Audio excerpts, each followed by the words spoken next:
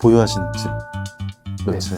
재건축 아파트 한 채, 그리고 리모델링 한 채, 그리고 경기도 또 역세권의 아파트 한 채 이렇게 세 채 보유하고 있습니다. 내 투자 실적을 보자면 다 지금 상당한 수익을 거둔 상태.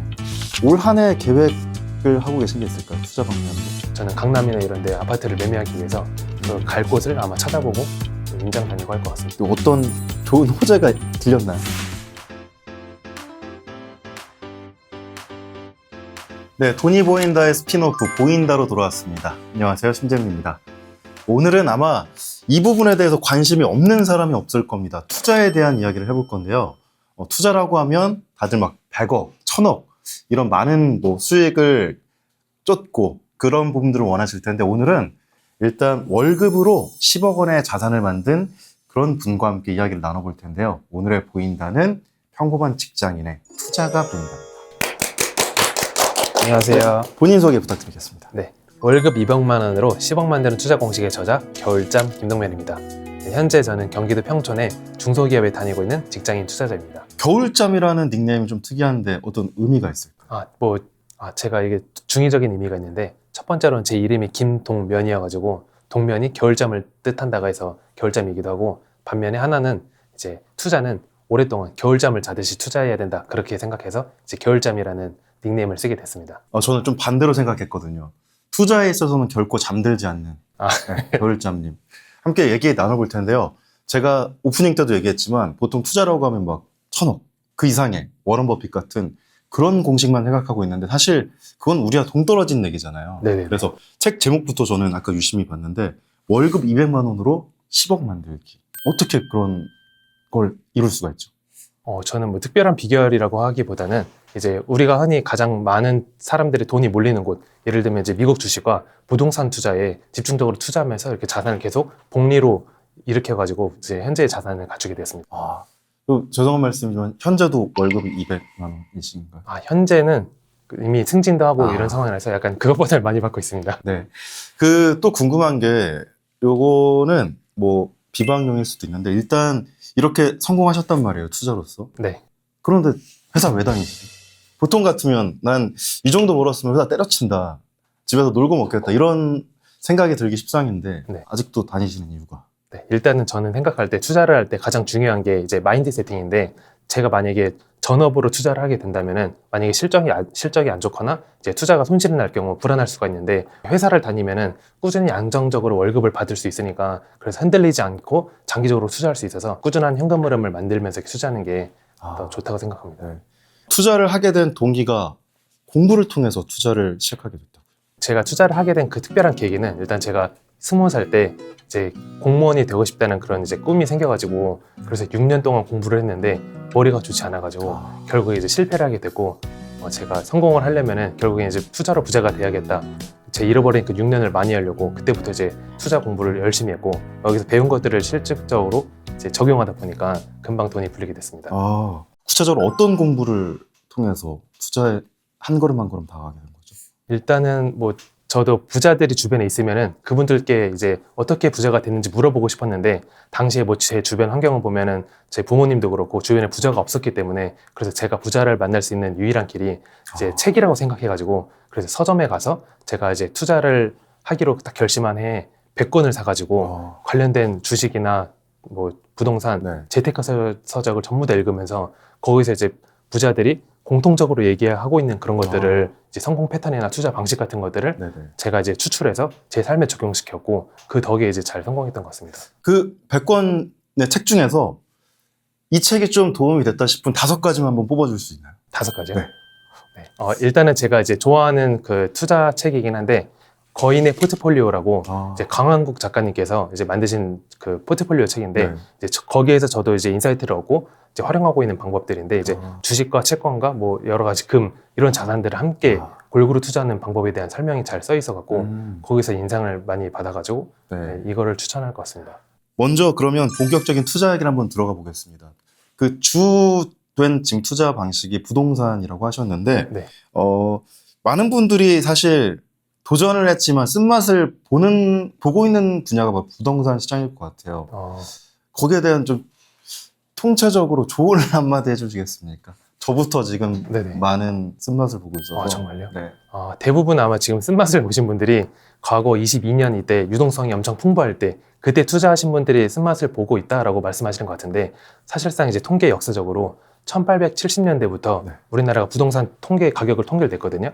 그래서 과거부터 지금까지 연평균 6% 오르는 게 기정사실이라서, 그래서 부동산 투자는 뭐 이게 등락을 왔다 갔다 하긴 하겠지만 꾸준히 투자하면은 자산이 계속 올라갈 수밖에 없는 구조라서, 네. 그래서 부동산 투자는 이제 계속해서 하게 된다면은 네, 아마 지금의 그런 아픈 감정도 다 잊혀져서 네. 네, 수익으로 이어질 것 같습니다. 좀 더 직접적인 얘기를 해보자면 부동산 투자를 앞둔 사람들이 보통 이 고민 많이 하실 거예요. 나는 뭐 좋은 지역의 구축으로 구매를 할 것이냐, 아니면 조금 소외된 지역이지만 신축으로 투자를 할 것인가, 여기에 대한 고민을 많이 할 것 같은데 거기에 대해서도 조금 정보를 주실 수 있나요?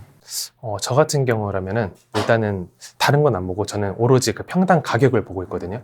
왜냐하면 그 평당 가격이라는 게 결국에는 그것에 대한 입지나 상품성을 다 대변하는 건데, 그래서 구축이든 신축이든 상관없이 그 아파트의 평당 가격이 높은 것을 투자하는 게 가장 좋은 선택이라고 생각합니다. 그 평당 가격도 그렇고 여러 가지 또 부동산 시장의 정보들을 듣고 투자를 하는데, 뭐 평당 가격도 뭐 국토부에서 공시한 가격도 있고 아니면 실제로 부동산에서 거래되는 실거래도 있고 또 소문으로 들리는 것들도 있고, 그 중에서 가장 무서운 게 저는 소문인 것 같아요. 소문. 다시 말하면 정보라고 할 수가 있는데 그 정보만 듣고 부동산 시장에 덜컥 투자했다가 큰 자금이 묶이거나 하는 경우도 있는데, 이런 정보들을 좀 구별할 수 있는 방법도 있을까요? 정보들을 구별하는 방법이라고 하긴 좀 어려울 수도 있겠는데, 특별한 방법은 없고 그냥 보통적으로 통계 기관, 그 신뢰할 수 있는 기관에서 만드는 게 가장 저희가 믿고 투자할 수 있는 그 근거라고 생각하거든요. 네. 한국부동산원에서 이런 아파트 가격을 계속 이렇게 측정해서 다 공시하고 있기 때문에 그런 자료들을 활용하는 게 제일 좋다고 생각합니다.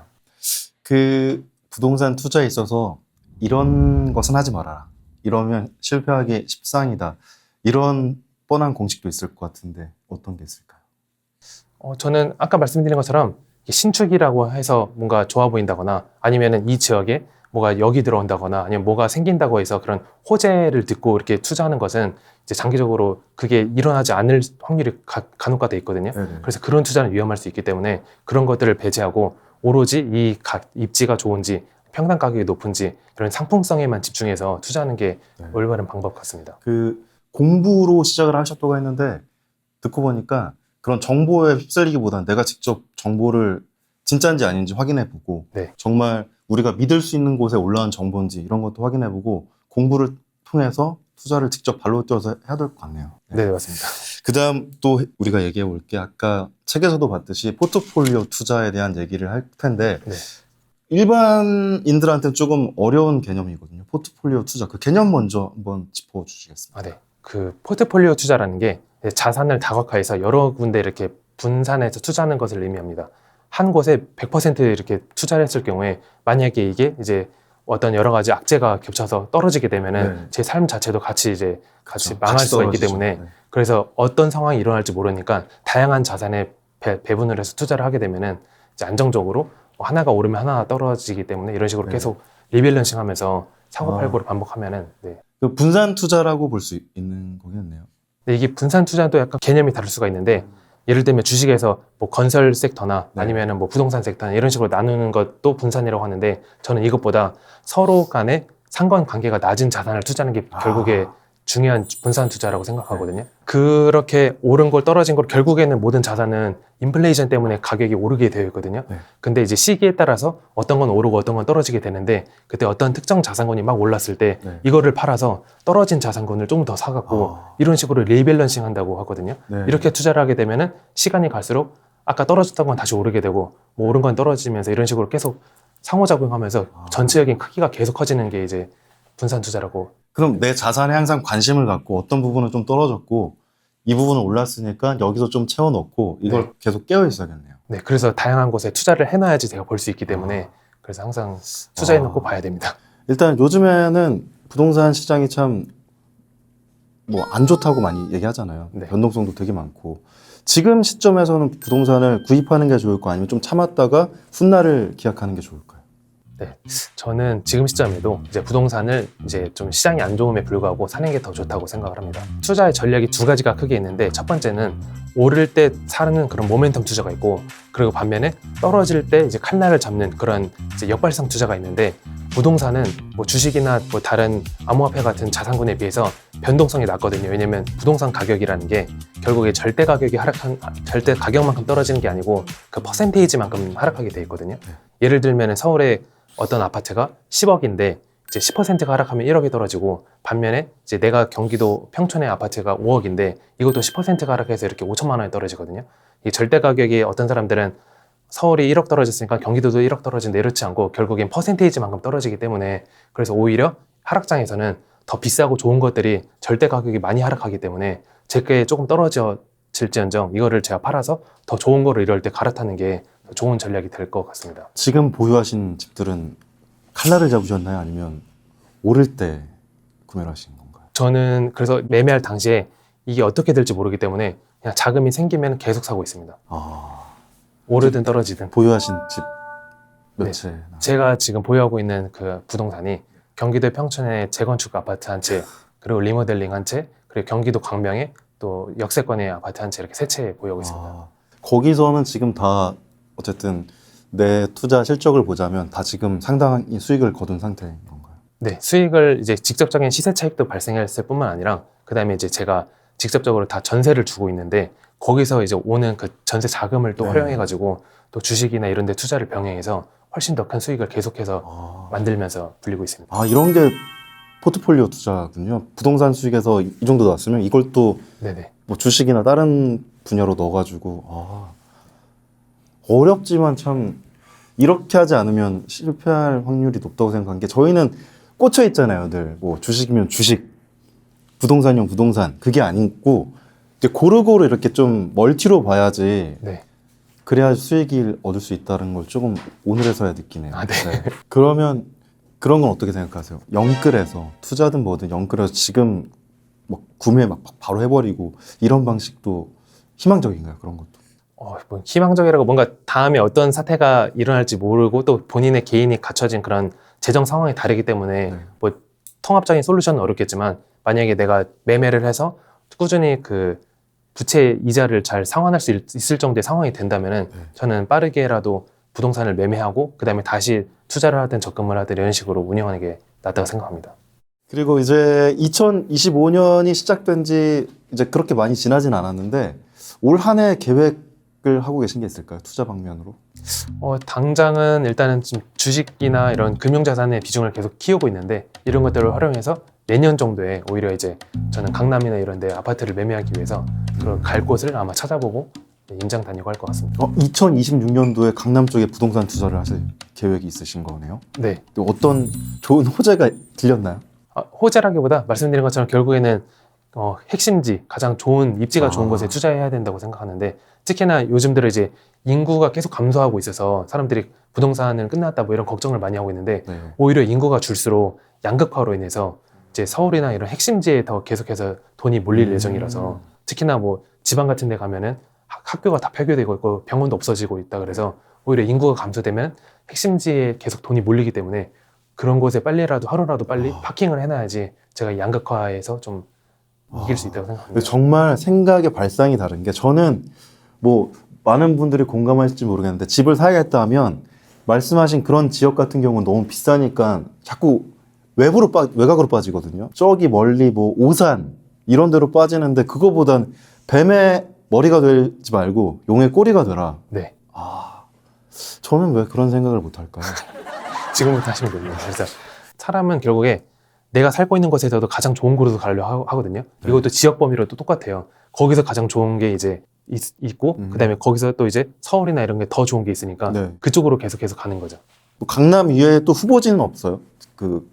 꼭 강남입니까? 아니 강남뿐만 아니라 이제 저는 전체 그 아파트의 시세를 쭉 다 이렇게 제가 분석을 했거든요. 그래서 1급지, 2급지, 3급지 이런 식으로 나눠가지고 만약에 제가 가용 한도 내에서 2급지밖에 못한다 이러면 2급지에 먼저 투자하고 그리고 나서 인플레이션에 의해서 가격이 오르면은 그거를 나중에 금융투자 수익과 합쳐가지고 1급지로 넘어가고 이런 식으로 계단식으로 올라가는 게 가장 결국엔 1급지로 갈 거긴 한데 거기까지 가는 길에 2급지를 통해서 수익을 좀 더 네. 보완을 해서 네. 그 다음에 1급지로 가겠다. 네. 한 번에 1급지는 못 가기 때문에.